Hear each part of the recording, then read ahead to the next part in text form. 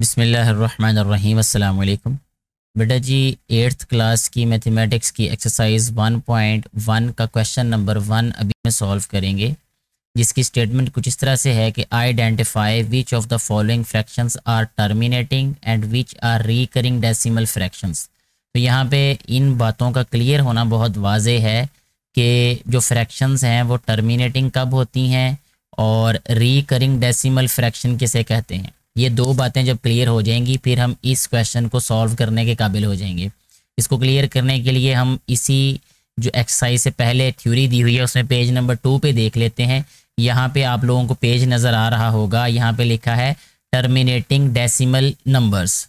ठीक है, इसको टर्मिनेटिंग डेसिमल फ्रैक्शन भी कह सकते हैं हम, कि terminating decimal numbers are the decimals which have finite. इसको फिनिट भी पढ़ते हैं, फाइनाइट भी पढ़ते हैं। ये हर एक टीचर की अपनी प्रोनाउंसिएशन है। मेरे टीचर्स ने जैसे मुझे पढ़ाया मैं इसलिए आपको वैसे बता रहा हूँ।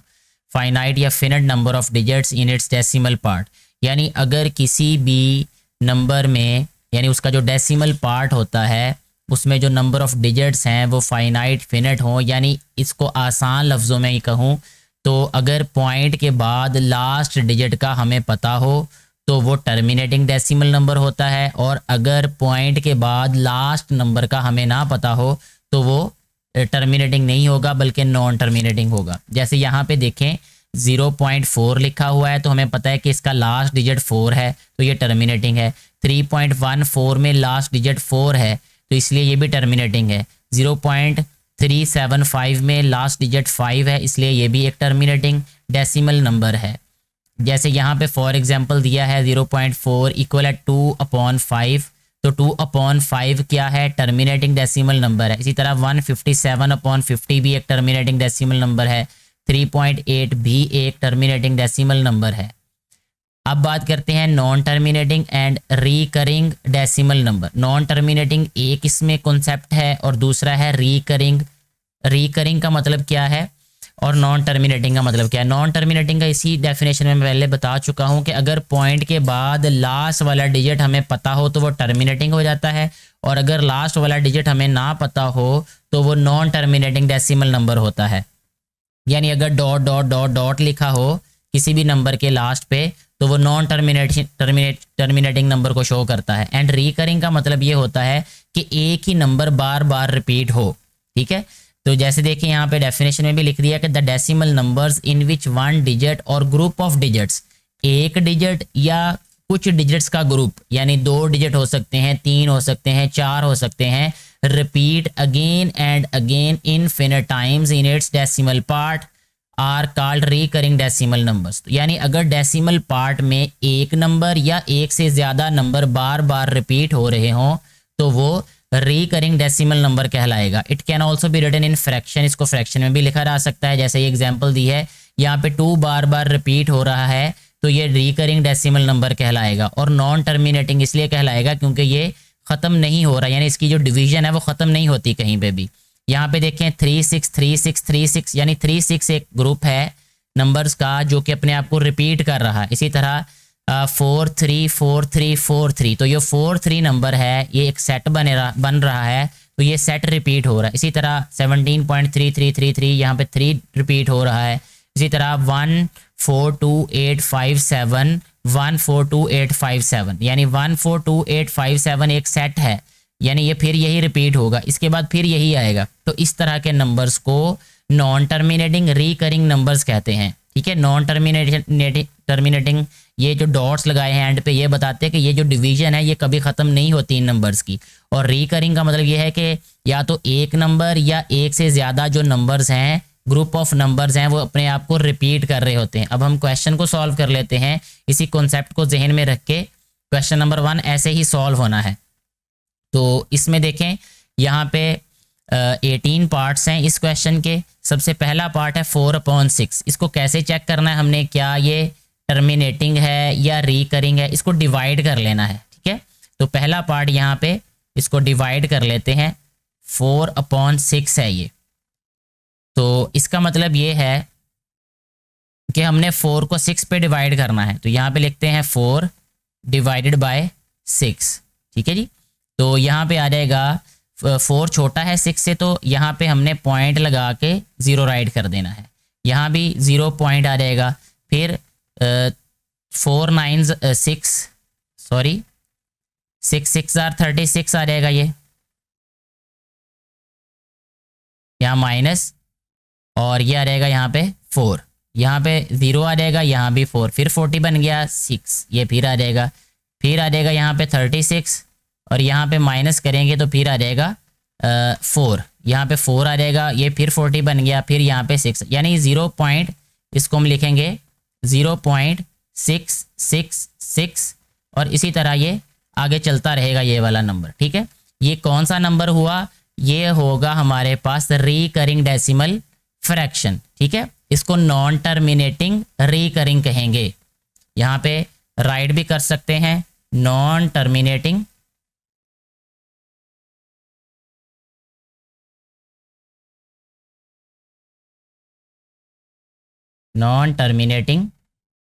और साथ में दूसरी बात इसमें आएगी रिकरिंग।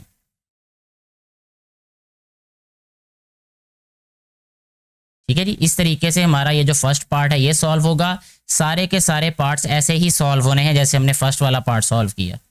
सेकंड पार्ट इसका अभी हम सॉल्व करेंगे, जो है 11/12।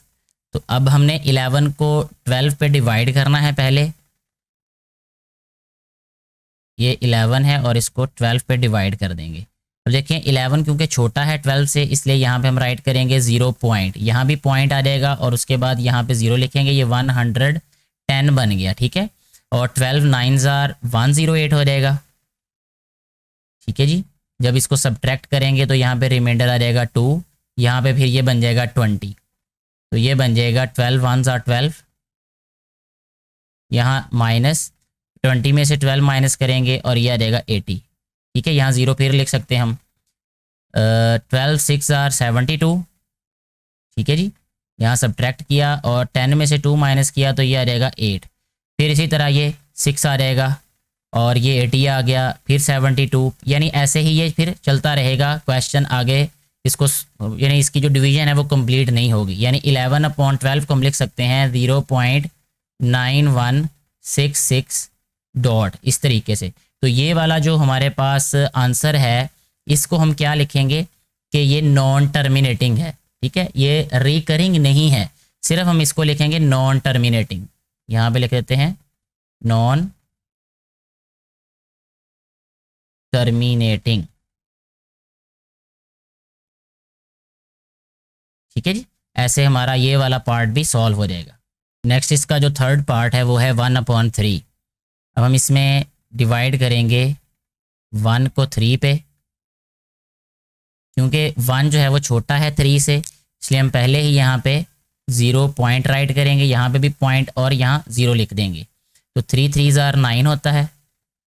ठीक है, 10 में से 9 1 आ जाएगा, यहाँ फिर 10 हो जाएगा, ये फिर 3 3s are 9 हो जाएगा। तो ये ऐसे ही रिपीट होता रहेगा, ये 10 आएगा फिर 9, 10 आएगा फिर 9, यानी 0.33 इस तरह 0.33 and up to so on. तो आप देखें इस ये जो 3 है ये रिपीट हो रहा है डेसिमल पार्ट में। डेसिमल पार्ट का मतलब पॉइंट के बाद वाला जो हिस्सा होता है, तो इसको हम कहेंगे रिकरिंग डेसिमल फ्रैक्शन। ठीक है,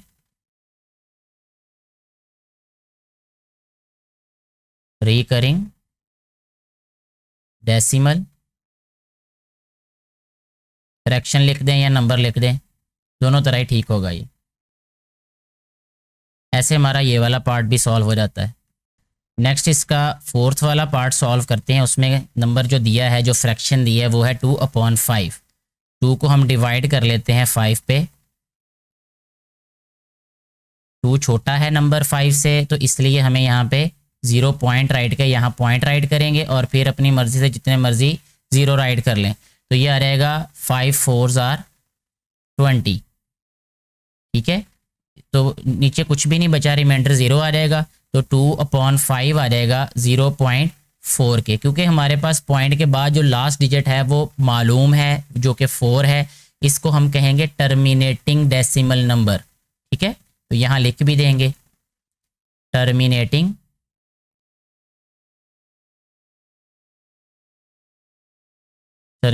डेसिमल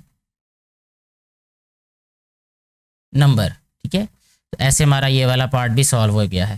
नेक्स्ट हमारे पास इसका जो 5th पार्ट है वो है 8/11। अब हम क्या करेंगे कि 8 को डिवाइड करेंगे 11 पे। ये आ जाएगा हमारे पास 8, क्योंकि छोटा नंबर है 11 से, यहाँ लिखेंगे 0 पॉइंट, यहाँ भी पॉइंट ऐड करके 0 लिख देंगे। अब ये 80 हो गया, तो ये आ जाएगा 11 7s are 77।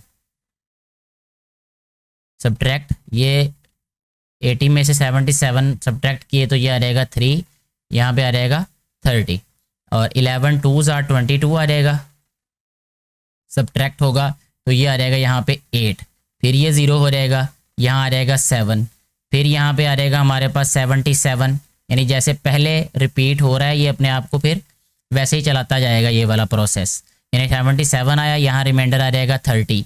ठीक है, फिर यहाँ पे हम लिखेंगे 11 2s are 22, फिर रिमाइंडर हमारे पास 8 आ जाएगा, फिर यही वाले स्टेप्स रिपीट होते जाएंगे, यानी ये वाला आंसर हमारे पास आ जाएगा 0.7272। तो इसको कहते हैं रिकरिंग। ठीक है, रिकरिंग डेसिमल नंबर। ऐसे हमारा ये वाला जो 5th पार्ट है वो भी सॉल्व हो जाता है। पहले 5 पार्ट्स जो हैं वो मैंने आपको डिटेल से सॉल्व करके बता दिए हैं। मुझे उम्मीद है कि ये कॉन्सेप्ट आपको समझ आ चुका होगा। बाकी जितने भी पार्ट्स हैं वो ऐसे ही आप लोगों ने सॉल्व कर लेने हैं, इन्हें डिवाइड करके आप लोग जो है वो उसमें आंसर राइट कर लें, तो आपको क्लियरली समझ आ जाएगी कि ये कैसे क्वेश्चन सॉल्व होंगे। फिर भी किसी तरह की कोई कन्फ्यूजन हो तो आप नीचे कमेंट करके पूछ सकते हैं, मैं कोशिश करूँगा अपने इल्म के मुताबिक आपकी कन्फ्यूजन को दूर करने की। क्वेश्चन नंबर 2 हमारे पास है, separate rational and irrational numbers from the following. Rational numbers क्या होते हैं और इर्रेशनल नंबर्स क्या होते हैं, पहले थोड़ा सा ये कॉन्सेप्ट आप लोगों को पता होना चाहिए। अगर हम रैशनल नंबर्स की बात करें तो ये P/Q फॉर्म में लिखे जाते हैं, यानी लिखे जा सकते हैं। कंडीशन इसमें ये होती है कि P और Q जो हैं ये दोनों के दोनों इंटीजर्स होने चाहिए।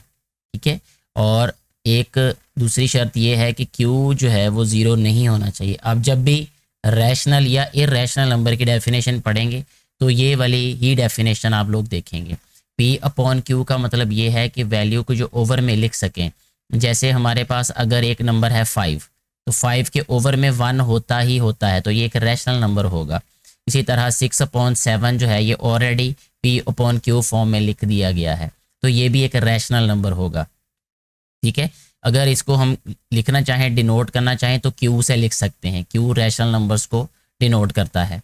इसी तरह अगर हम बात करें 3/0 की, तो ये एक रैशनल नंबर नहीं होगा, क्योंकि हमें यहाँ कंडीशन दी है कि जो Q है, Q का मतलब जो नीचे वाली वैल्यू है यानी डिनोमिनेटर जो है वो 0 नहीं होना चाहिए। नीचे वाली जो वैल्यू होती है उसको डिनोमिनेटर कहते हैं।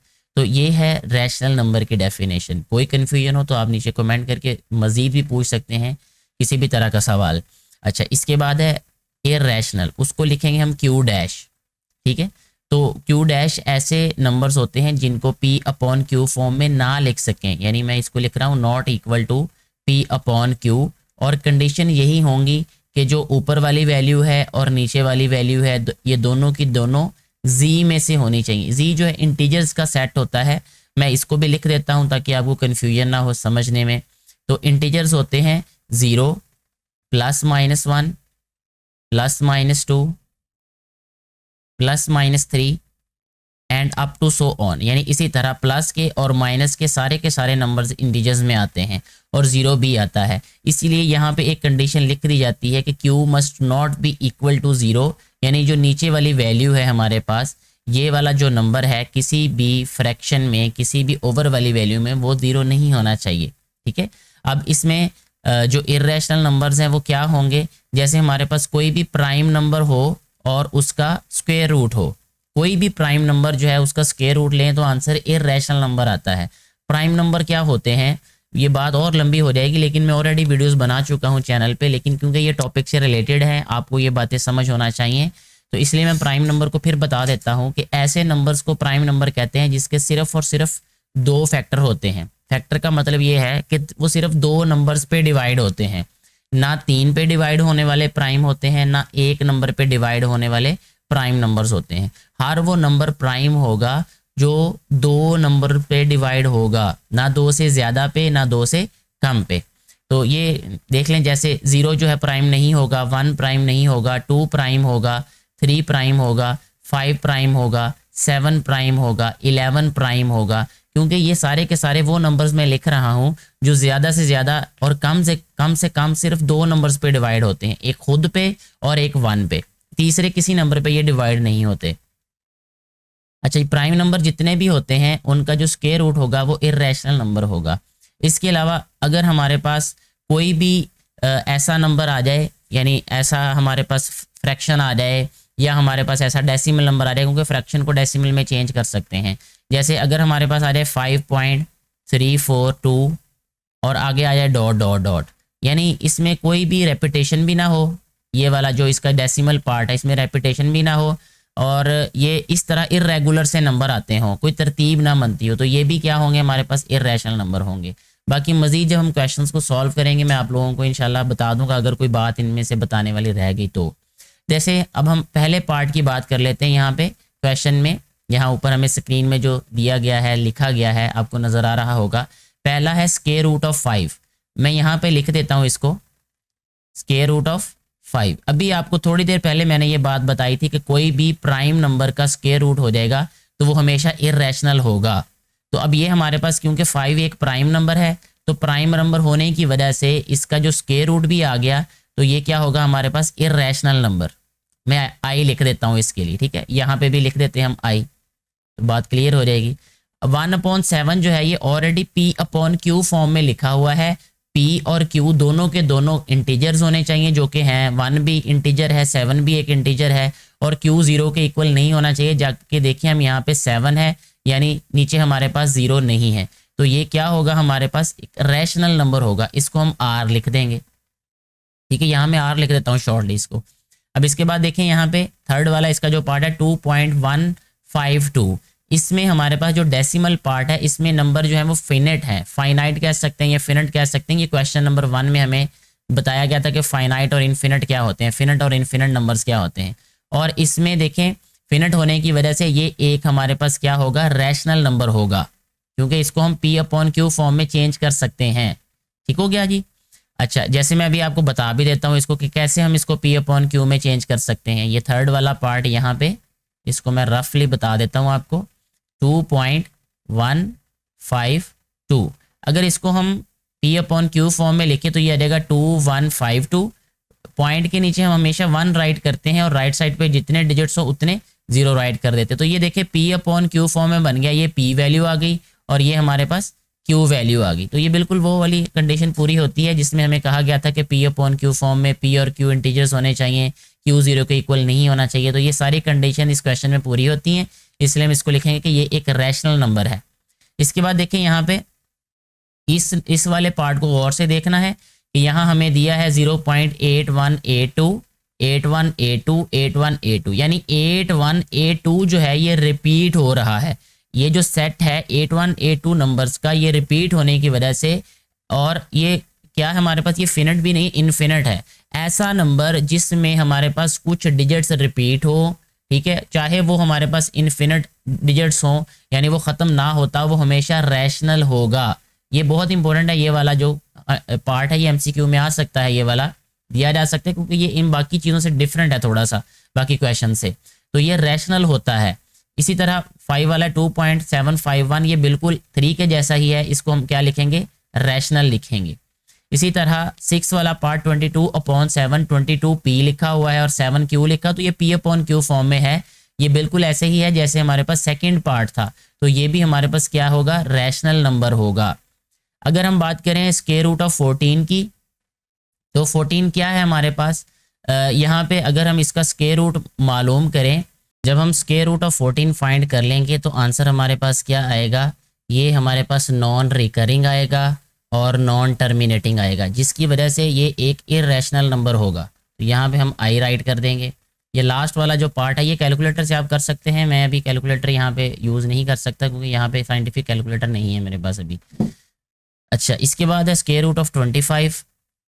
25 जो है ये एक परफेक्ट स्क्वायर है, यानी स्क्वायर इसका क्या हो जाएगा, स्क्वायर रूट 5। तो 5 जो है वो हमारे पास 5/1 फॉर्म में लिखा जा सकता है, तो ये P/Q फॉर्म में आ गया, इसलिए ये एक रैशनल नंबर होगा। ऐसे हमारा जो क्वेश्चन नंबर 2 है ये कम्प्लीटली सॉल्व हो जाता है। नेक्स्ट हमारे पास जो क्वेश्चन नंबर 3 है, इसमें कहा गया है कि represent the following numbers on the number line. In numbers को हमने नंबर लाइन पे डिनोट करना है। उसके लिए सबसे पहला काम हम ये करेंगे कि कोई भी नंबर जिसको हमने नंबर लाइन पे रिप्रेजेंट करना है, जैसे हमने पहला पार्ट ले लेना है जो कि है 21/4, इसको हमने डेसिमल में चेंज कर लेना है। उसके लिए हम क्या करेंगे, 21 को डिवाइड करेंगे 4 पे, तो आंसर हमारे पास यहाँ पे क्या आ जाएगा वो हम इसका पॉइंट में लिख देते हैं। इसका आंसर आ जाएगा हमारे पास डेसिमल में 5.25, यानी इसको हम लिख सकते हैं मज़ीद 5.3। ठीक है, अब 5.3 को हमने नंबर लाइन पे शो करना है। उसके लिए हमें एक नंबर लाइन ड्रा करनी पड़ेगी। जैसे मैं यहाँ पे अभी एक नंबर लाइन ड्रा कर रहा हूँ, ये देखें ऐसे, और इसको हमने इसकी नंबरिंग कर लेनी है। सेंटर में जो है वो 0 पॉइंट होता है, इसके राइट साइड पे पॉजिटिव नंबर्स होते हैं, क्योंकि हमने 5.3 को डिनोट करना है, तो इसका मतलब हमारे पास राइट साइड पे मिनिमम जो है वो 6 नंबर्स तक हमने इसको ग्रेडिंग करनी है। यह रहेगा 1, इसी तरह यह रहेगा 2, यह रहेगा 3, यह रहेगा 4, और ये आ रहेगा 5, और ये आ रहेगा हमारे पास 6। ठीक है, इसी तरह लेफ़्ट साइड पे भी माइनस वाले नंबर्स होते हैं, -1, -2, -3, -4 और -5 तक। क्योंकि माइनस वाले साइड पे हमने जाना नहीं है, इसलिए -5 तक भी लिख दिया। ठीक है, अब यहाँ पे 5.3 का मतलब ये है, यहाँ पे गौर से देखना है आपने कि 5 ये, और इसको हमने अगर 10 डिवीजन में डिवाइड कर लिया, यानी छोटे छोटे डिवीजन में, तो 5.3 तकरीबन यहाँ आ जाएगा। ठीक है, हाफ से पीछे होगा ये। ठीक है, हाफ के तकरीबन करीब ही होगा ये। तो ये वाला जो पॉइंट होगा इसको हम क्या कहेंगे, ये है हमारे पास 21/4। ठीक है, तो ये वाला जो पॉइंट है यहाँ पे, ये मैंने जो रेड कलर से शो किया है, ये 21/4 है हमारे पास। अब नेक्स्ट चलते हैं सेकंड वाले पार्ट की जानिब। उसमें हमें क्वेश्चन जो दिया है वो है -53/3।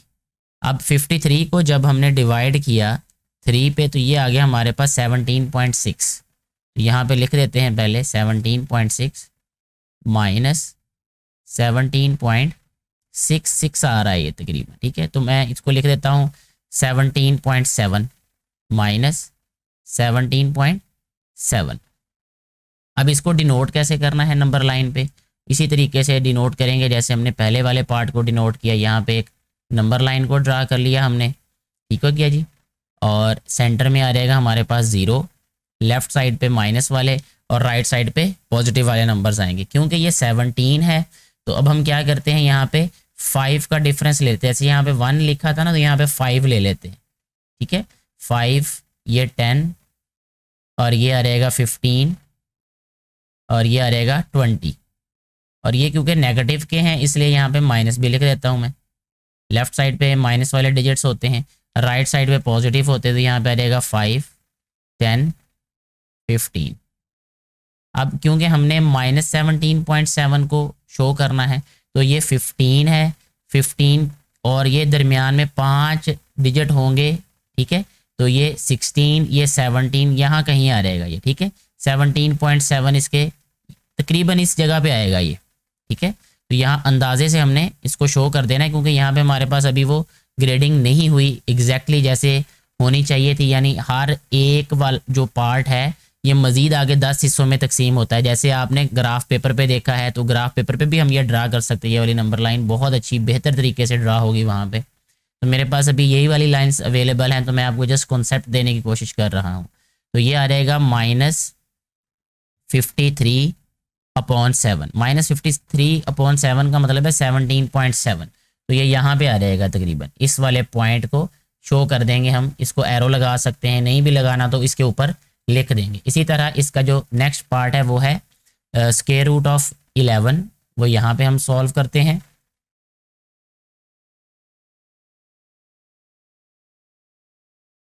स्क्वायर रूट ऑफ 11, अब 11 का जो स्क्वायर रूट है, जब हम इसको फाइंड करेंगे 11 के स्क्वायर रूट को, तो ये आंसर हमारे पास आ रहा है 3.3।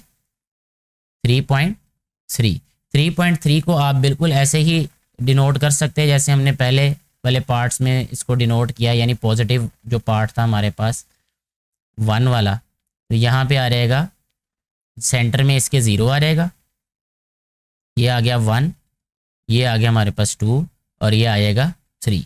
यानी हमने नंबर्स के हिसाब से उसको डिवाइड कर लेना है। जहाँ नंबर्स हमारे पास ज़्यादा होंगे वहाँ बड़ी वैल्यूज़ ले लेनी है, जहाँ नंबर छोटे होंगे वहाँ पे छोटी वैल्यूज़ ले लेनी। क्योंकि ये 3.3 था तो इसलिए मैंने सिर्फ इसको 1 2 3 ही इसको ग्रेड कर लिया।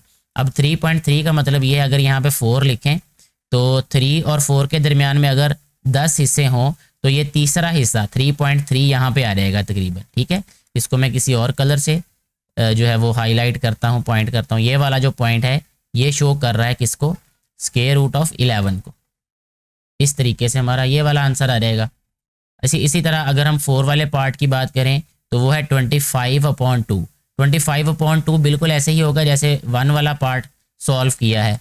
ठीक है, यानी अगर इसको पॉइंट में करें तो यहाँ लिख देते हैं 25/2, तो ये आएगा 12.5।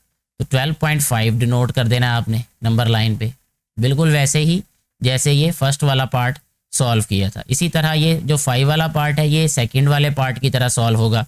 5/7 है, 5/7 ये है 0.71। अब ये माइनस का 0.71 है, इसको मैं ज़रा इधर डिनोट करके बता देता हूँ। -0.71 वो यहाँ लिख लेते हैं, -0.71 यानी -0.7 आ जाएगा। तो नंबर लाइन बनाते हैं कि यहाँ पे, उसके लिए हमें क्या करना पड़ेगा, यहाँ पे ये नंबर लाइन ले लेते हैं ये। ठीक है जी, और इसके बाद इसकी ग्रेडिंग कर लेंगे। ये 0 आ गया हमारे पास, ये +1 हो गया और ये -1 हो गया। हमने इधर ही रहना है बस यहाँ तक, क्योंकि 0.71 है, माइनस का है तो लेफ्ट साइड पे ड्रॉ करेंगे। 0 और 1 को अगर हम 10 इक्वल पार्ट्स में डिवाइड कर लें तो जो 7th वाला पार्ट होगा वो तकरीबन यहाँ बनेगा, इस जगह पे। ठीक है, हाफ से थोड़ा सा आगे। तो ये वाला जो पॉइंट होगा ये होगा -0.71, या जो क्वेश्चन में जिस तरीके से लिखा है वैसे हम लिख देंगे -5/7। तो ये आ रहेगा -5/7। ऐसे हमारा ये वाला पार्ट भी सॉल्व हो गया। इसके बाद जो इसका लास्ट पार्ट है जो कि है स्क्वायर रूट ऑफ 31, तो स्क्वायर रूट ऑफ 31 कितना होगा, ये मैं यहाँ पे लिखता हूँ 5.56 लिखा हुआ है, यानी कैलकुलेटर पे मेरे पास शो हो रहा है 5.56। तो इसको 5.6 भी लिख सकते हैं हम, 5.6 लिख दें आप, वो ज़्यादा बेहतर हो जाएगा। 5.6 को शो करना है, उसका तरीका वही है कि आपने नंबर लाइन को ड्रा करना है। ये थर्ड वाला जो पार्ट है ये देखें, इसमें स्क्वायर रूट ऑफ 11 है तो उसमें 3.3 आंसर आया था। इसी तरह आपने जब 5.6 को डिनोट करना है तो जैसे ये 4 तक है, आगे 5 तक 6 तक बना लेना है। तो 5.6 का मतलब ये होगा 5 और 6 के दरमियान वाला जो पॉइंट होगा उससे 1 पॉइंट आगे। ठीक है, तो मुझे उम्मीद है ये क्वेश्चन आपको समझ आ चुके होंगे। कोई कन्फ्यूजन हो तो आप नीचे कमेंट करके पूछ सकते हैं, मैं कोशिश करूँगा आपकी कन्फ्यूजन को दूर करने की। नेक्स्ट जो हमारे पास क्वेश्चन नंबर 4 है, इसमें कहा जा रहा है कि find the absolute value of each of the following. Absolute value बेटे याद रखना है कि ये हमेशा पॉजिटिव होती है। यहाँ पे लिखते कैसे हैं इसको, फर्स्ट वाला पार्ट जो है वो है 15। अब 15 की जो एब्सोल्यूट वैल्यू होगी उसको हम इस तरह लिखेंगे, ये 15 लिख के 2 साइन इस तरह 2 लाइनें लगा देनी है 15 के दाएं और बाएं, तो इसको पढ़ते हैं एब्सोल्यूट वैल्यू ऑफ 15। ठीक है, अब इसको लिखने जब इसको सॉल्व करेंगे तो एब्सोल्यूट वैल्यू हमेशा पॉजिटिव होती है, तो इसका आंसर आ जाएगा 15। ऐसे हमारा ये वाला जो फर्स्ट वाला पार्ट है सॉल्व हो जाता है, बहुत ही इजी है ये। सेकंड वाला पार्ट भी ऐसे ही सॉल्व होगा, वो -21 है। फ़र्क सिर्फ ये होगा कि -21 के गिर्द हमने ये वाले दोनों लकीरें लगा देनी, लाइनें, यानी एब्सोल्यूट वैल्यू का साइन यहाँ पे राइट कर देना है। आंसर क्या आएगा इसका 21। ये याद रखें कि एब्सोल्यूट वैल्यू जो है वो हमेशा पॉजिटिव होगी। इसी तरह इसका थर्ड वाला पार्ट देख लें, थर्ड वाले पार्ट में क्या कहा गया है -36। तो इसकी एब्सोल्यूट वैल्यू कैसे फाइंड करेंगे, -36 लिख के एब्सोल्यूट वैल्यू का साइन, और आंसर क्या आ जाएगा इसका 36। तो ये एब्सोल्यूट वैल्यू आ गई, यानी -36 की एब्सोल्यूट वैल्यू पॉजिटिव 36 आएगी। नंबर हमारे पास पॉजिटिव हो चाहे नेगेटिव हो, आंसर उसका पॉजिटिव ही आएगा। इसी तरह 4 वाला जो पार्ट है वो है -9, इसको हम लिखेंगे -9, absolute value of -9 will be positive 9, ठीक है। और अगर इसी तरह 5th वाले पार्ट की बात करें वो है -100, -100 की एब्सोल्यूट वैल्यू भी ऐसे ही राइट करेंगे जैसे हमने बाकी माइनस वाले नंबर्स की राइट की है। तो -100 की एब्सोल्यूट वैल्यू आ जाएगी 100 पॉजिटिव। लास्ट वाला जो इसका पार्ट है 88, वो ऑलरेडी पॉजिटिव है हमारे पास, सॉरी मैं यहाँ पे पार्ट लिखना था, तो ये आ जाएगा हमारे पास 88, ये इक्वल आ जाएगा एब्सोल्यूट वैल्यू ऑफ 88, ये आ जाएगा आंसर हमारे पास 88। ऐसे हमारा जो क्वेश्चन नंबर 4 है वो भी कंप्लीटली सॉल्व हो जाता है। क्वेश्चन नंबर 5 में कहा गया है कि find the absolute difference between each of the following. बहुत ही आसान है, जैसे हम सिंपली डिफरेंस फाइंड करते हैं बस वही फाइंड करना है और एब्सोल्यूट वैल्यू के साइन राइट कर देना है। जैसा कि देखें इसका फर्स्ट वाला पार्ट ऐसे सॉल्व होगा -7 -2, ठीक है, और एब्सोल्यूट वैल्यू का यहाँ पे साइन आ जाएगा। तो इसका मतलब होगा कि हम ये जो हमारे पास वैल्यू है इनका एब्सोल्यूट डिफरेंस फाइंड कर ले हैं। ये जो साइन है ये एब्सोल्यूट वैल्यू को शो कर रहा है, यानी इसकी एब्सोल्यूट वैल्यू क्या आएगी, तो ये आ जाएगा फिर सिंप्लीफाई होके -7, ठीक है, इसको चेंज कर लेते थोड़ा सा कलर, -7 और ये माइनस हो जाएगा प्लस, यहाँ आ जाएगा +2, सिंप्लीफाई होके ये आ जाएगा -7 + 2, यहाँ पे आ जाएगा एब्सोल्यूट वैल्यू ऑफ -5। हमें पता है कि एब्सोल्यूट वैल्यू हमेशा पॉजिटिव होगी, सो आंसर हमारे पास 5 आ जाएगा, यानी एब्सोल्यूट डिफरेंस -7 और -2 का 5 आएगा। ये पार्ट सॉल्व हो जाता है ऐसे हमारा। इसी तरह इसका सेकंड पार्ट सॉल्व करेंगे। सेकंड पार्ट में है हमारे पास 8 -3, ठीक है, इनकी एब्सोल्यूट वैल्यू फाइंड कर लेनी हमने। तो ये आ जाएगा हमारे पास फिर 8 माइनस और माइनस प्लस हो जाएगा, 8 और 3 11 होता है, इनकी एब्सोल्यूट वैल्यू यहाँ पे राइट करेंगे। 11 और 8 होता है 19, यानी एब्सोल्यूट वैल्यू ऑफ 19 ये आ जाएगी हमारे पास 19। ये वाला पार्ट भी सॉल्व हो गया। इसी तरह अगर हम थर्ड वाले पार्ट की बात कर लें तो वो भी ऐसे ही सॉल्व होगा कि -5 माइनस इंटू -1, ठीक है जी। तो यहाँ एब्सोल्यूट वैल्यू का साइन आ जाएगा, सिंप्लीफाई होगा जब ये, तो इसको लिखेंगे -5 माइनस माइनस आ जाएगा +1, ये एब्सोल्यूट वैल्यू का साइन। ये लिखेंगे फिर इसको -5 + 1, ये आ जाएगा -4, एब्सोल्यूट वैल्यू ऑफ -4 ये होगी +4। इसी तरह जो हमारे पास 4 वाला पार्ट है वो होगा 2 -3, ठीक है, क्योंकि डिफरेंस फाइंड करना है तो ये 2 और 3 है, तो 2 -3 हो जाएगा।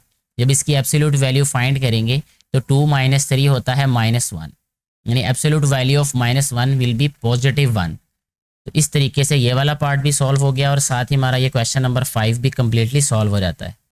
नेक्स्ट हमारे पास जो क्वेश्चन नंबर 6 है उसमें ये कहा जा रहा है कि 50 whole number 3/4 kilogram of rice is to be packed equally in 5.5 kilogram packets. यानी ये जो इतना हमें राइस दी गई है, टोटल राइस का वेट दिया गया है, ठीक है। तो यहाँ पे हम लिख लेंगे सबसे पहले, साथ साथ सॉल्व करते जाते हैं। टोटल वेट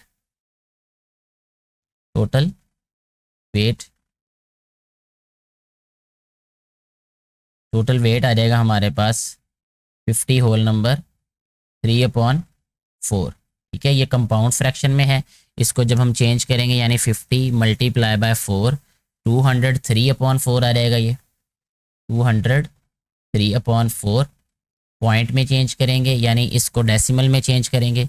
203 डिवाइडेड बाय 4 से 50.75 किलोग्राम को केजी लिख लेते हैं शॉर्टली। तो ये हमने सबसे पहला काम ये किया कि जितने भी राइस थे उसका वेट फाइंड कर लिया डेसिमल में कि वो कितने किलोग्राम है, क्योंकि ये कंपाउंड फ्रैक्शन में दिया गया है। इसके बाद कहता है is to be packed equally in 5.5, ठीक है। 5 होल नंबर 1/2 का मतलब होता है 5.5 किलोग्राम पैकेट्स, यानी 5.5 किलोग्राम के पैकेट बनाए गए, ठीक है। यानी ये एक पैकेट का जो वेट है वो 5.5 किलोग्राम है। तो यहाँ पे हम लिख भी सकते हैं weight of 1 packet weight of 1 packet.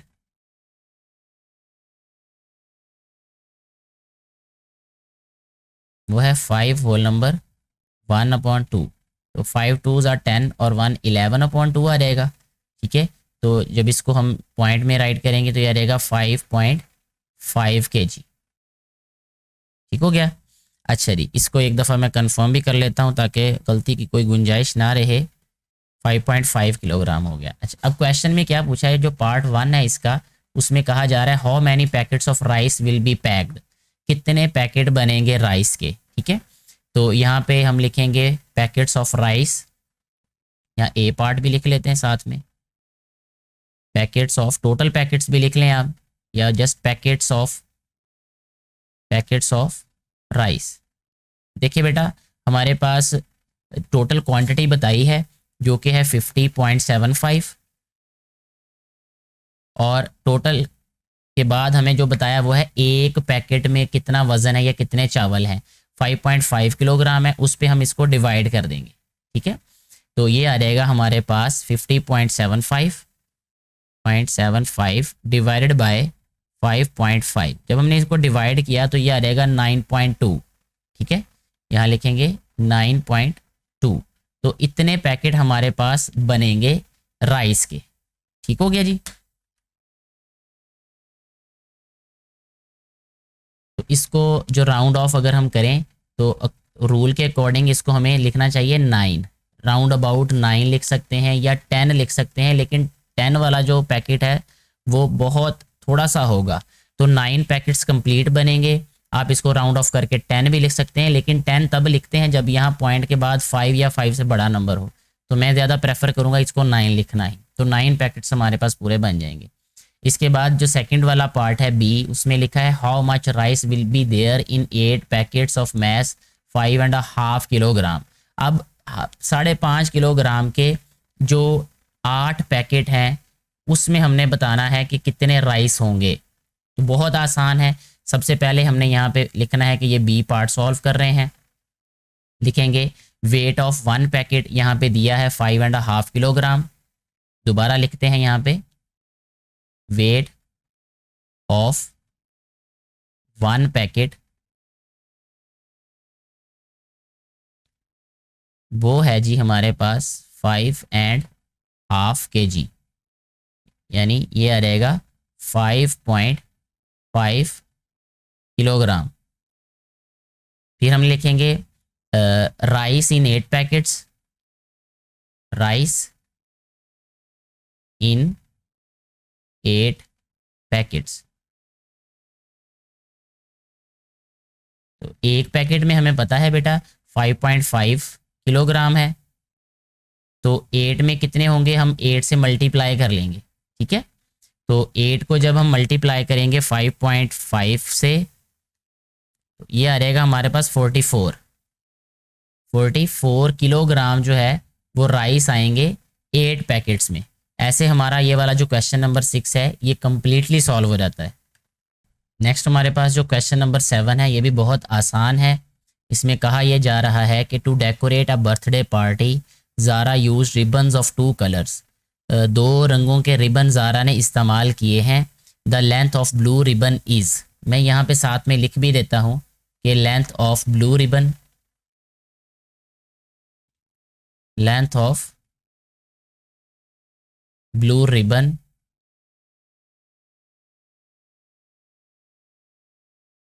ये है 15 होल नंबर 2/3 मीटर्स। यहाँ मैं मीटर लिख देता हूँ। ठीक है, अगर इसको हम चेंज करें इम्प्रॉपर फ्रैक्शन में, 15 3s are 45 और 47/3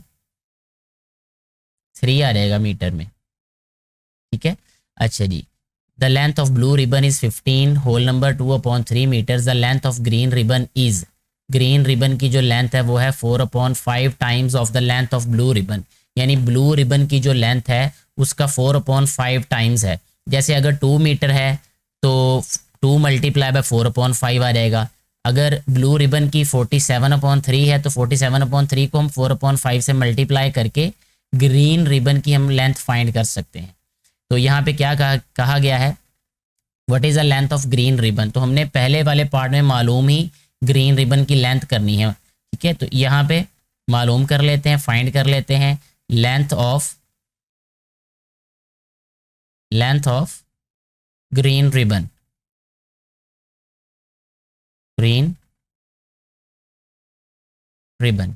तो ग्रीन रिबन की लेंथ बेटे हम फाइंड ऐसे करेंगे कि क्योंकि ये 4.5 टाइम्स है तो यहाँ लिखेंगे 4/5 मल्टीप्लाई बाय ब्लू रिबन का, ब्लू रिबन की लेंथ कितनी है 47/3, ठीक है। अब इसको क्या करना है, इसको मल्टीप्लाई कर देते हैं, 5 3 ज़ार 15 हो जाएगा, 47 को 4 से, 4 7 ज़ार 28, 2 कैरी, 4 4 ज़ार 16 और 2 18, 188/15 आ गया ये मीटर में।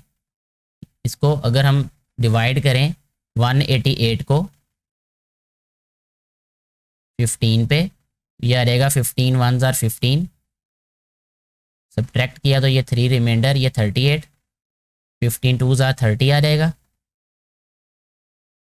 8 रिमाइंडर आ गया, यानी ये आ जाएगा हमारे पास कंपाउंड फ्रैक्शन में 12 होल नंबर 8/15 मीटर, ठीक है जी।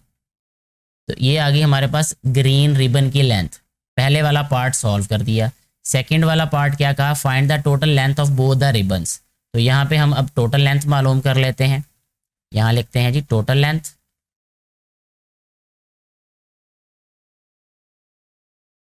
टोटल लेंथ, टोटल लेंथ क्या होगी, ब्लू रिबन की लेंथ 47/3 थी, प्लस कर देंगे ग्रीन रिबन की लेंथ हमने मालूम की है यहाँ पे जो कि 188/15, ठीक है। इन दोनों को अब ऐड करेंगे तो हमारे पास दोनों रिबन्स की टोटल लेंथ आ जाएगी। 15 और 3 का एलसीएम हमें मालूम है कि 15 ही आएगा, 3 5 ज़ार 15 और 47 को मल्टीप्लाई करेंगे 5 से, 235 आ गया ये हमारे पास, 235 प्लस 188, ठीक है। 235 में प्लस करेंगे 188 को तो ये आ जाएगा 423/15। इसको भी हम कंपाउंड फ्रैक्शन में चेंज करते हैं, उसके लिए यहाँ पे डिवाइड कर लेते हैं 423 को 15 पे, 15 2 ज़ार 30, 2 आ जाएगा यहाँ पे, 4 में से 3 1, 123, तो ये आ गया 8, 15 8 ज़ार 120, तो ये आ जाएगा रिमाइंडर 3। ये टोटल लेंथ हमारे पास आ जाएगी 28 होल नंबर 3/15 मीटर्स, ठीक है। ऐसे हमारा ये जो क्वेश्चन है ये कंप्लीटली सॉल्व हो जाता है, जिसमें हमने टोटल लेंथ बतानी थी और ग्रीन रिबन की लेंथ बतानी थी। तो ये हमारा क्वेश्चन सॉल्व हो जाता है। कोई कन्फ्यूजन हो तो आप नीचे कमेंट करके पूछ सकते हैं। नंबर 8 को सॉल्व करेंगे अभी। इसमें कहा गया है कि if 230.75 kilogram of jaggery powder is to be packed equally in the packets, यानी जो गुड़ होता है जिसको शक्कर कहते हैं, गुड़ की जो शक्कर होती है उसको जैगरी पाउडर कहते हैं। तो जो शक्कर है उसको पैक करना है बराबर पैकेट्स के अंदर, 230.75 किलोग्राम हमारे पास वो शक्कर है। Each packet contains 2.5 kilogram of jaggery powder, हर एक पैकेट में 2.5 किलोग्राम यानी 2.5 किलोग्राम शक्कर आएगी। Find the number of required packets, कितने पैकेट्स की हमें ज़रूरत है ये मालूम करना है। तो इतना हिस्सा पहले सॉल्व कर लेते हैं फिर आगे बढ़ते हैं। सबसे पहले हमने लिखना है टोटल वेट, टोटल वेट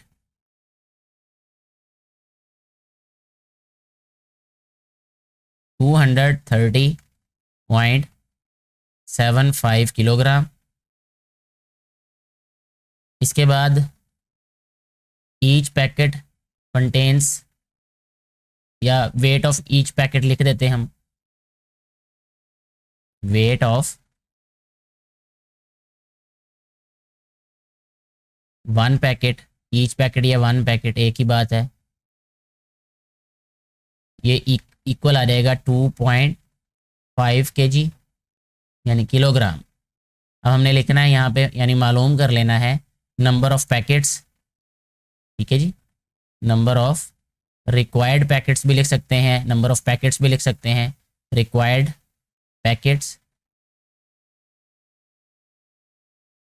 ये आएगा बेटे 230.75 डिवाइडेड बाय 2.5। इसको हमने डिवाइड कर देना है 230.75 को 2.5 पे, तो ये आंसर आ जाएगा 92.3। यहाँ लिख देंगे 92.3, यानी राउंड अबाउट 92 93 पैकेट्स जो है वो हमें चाहिए होंगे। 93 पैकेट्स चाहिए होंगे, 92 पूरे फिल हो जाएंगे और जो 93rd वाला होगा वो इनकम्प्लीट होगा। अच्छा, इसके बाद बाकी हिस्सा जो है क्वेश्चन का देखें अब कि also find how much jaggery powder will be there in 15 packets. 15 packets में कितना जैगरी पाउडर होगा अगर हर एक पैकेट में 2.5 kg जो है वो मैस हो।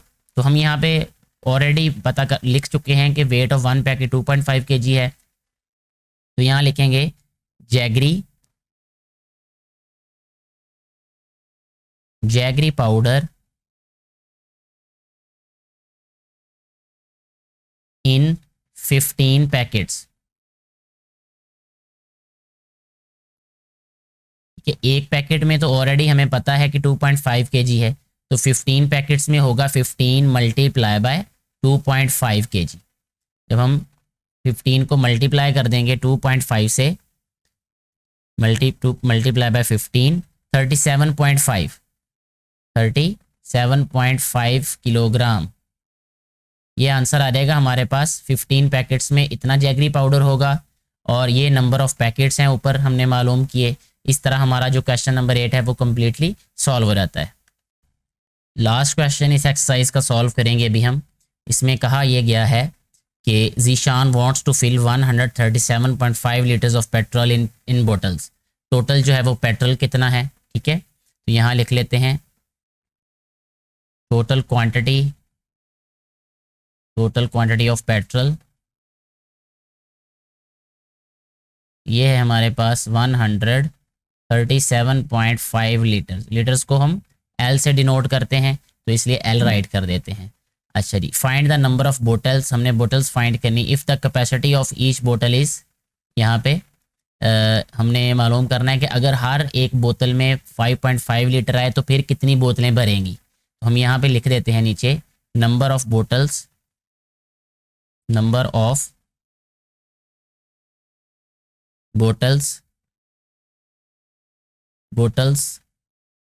Capacity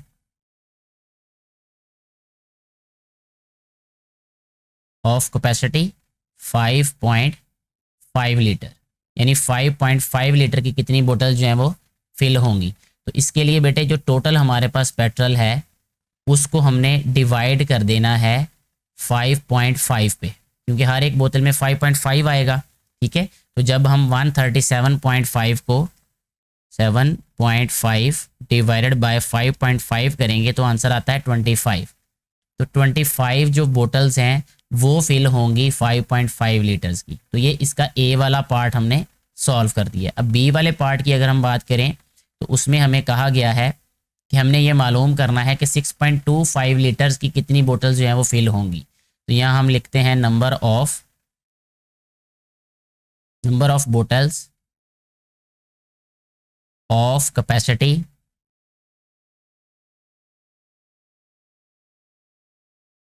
of capacity 6.25 litres. इसके लिए भी हमने ये करना है कि पेट्रोल हमारे पास 137.5 है, इसको अब हमने डिवाइड कर देना है 6.25 पे, क्योंकि हर एक बोतल में 6.25 लीटर बोतल पेट्रोल डालना है। तो 137.5 डिवाइडेड बाय 6.25 ये आंसर आ जाएगा 22, ठीक है जी। तो 22 बोतल्स जो हैं वो भरेंगी 6.25 लीटर्स की। ये हमारा बी वाला पार्ट भी सॉल्व हो गया। अब सी वाले पार्ट की बात करें तो उसमें कहा गया है कि also tell how much petrol will be there in, ये बताएं कि 18 बोतलों में कितना पेट्रोल होगा ऑफ कैपेसिटी 6.25 लीटर ईच। हर एक बोतल की कैपेसिटी जो है 6.25 लीटर है। तो यहाँ हम लिख सकते हैं सी पार्ट को सॉल्व करने के लिए कैपेसिटी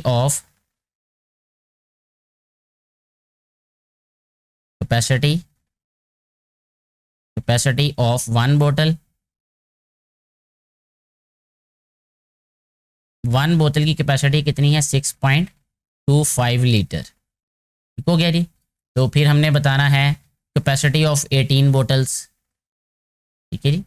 तो यहाँ कैपेसिटी ऑफ 18 बोटल्स हमने बताना है। यह रहेगा 18 मल्टीप्लाई बाय 6.25। ठीक हो गया। अब 18 को 6.25 से मल्टीप्लाई करेंगे तो हमारे पास आंसर आ जाएगा 112.5। इस तरीके से हमारा ये जो सी वाला पार्ट है वो भी सॉल्व हो जाता है और इसके साथ ही हमारी एक्सरसाइज कंप्लीट हो जाती है। आपका किसी भी तरह का क्वेश्चन हो, कन्फ्यूजन हो तो नीचे कमेंट करके पूछ सकते हैं। वीडियो के बारे में अपनी राय ज़रूर दीजिएगा और ज़्यादा से ज़्यादा बेटे और बेटियों के साथ वीडियो को शेयर कीजिएगा ताकि उनको भी फ़ायदा हो सके। Thank you very much.